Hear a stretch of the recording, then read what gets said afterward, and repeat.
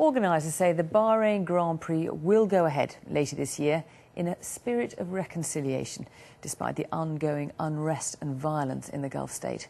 There was more shooting on the streets today. But Formula One's governing body has given the race the green light for the end of October.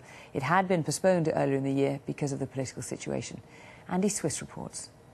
It's now the second longest track. The Bahrain Grand Prix, last year a gleaming symbol of Formula One's global ambition.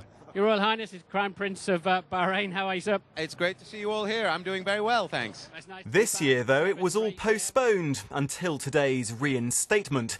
The sports governing body, the FIA, said the decision reflects the spirit of reconciliation in Bahrain. The Grand Prix is a means of helping to unite people. But one of Britain's most famous drivers believes his sport has got it badly wrong. If it turns a blind eye and it simply ploughs on as if nothing's happening, then I think it can be accused of of abdicating its responsibility as a world sport. And of course, this was why it stayed away. The protests that started in February and are still going on. These pictures apparently filmed in Bahrain today, where many believe Formula One has made a mistake. People were very, very disappointed. They had hoped that for once an organization or an institute like that would actually put human rights above their financial interests. But apparently that's not the case here.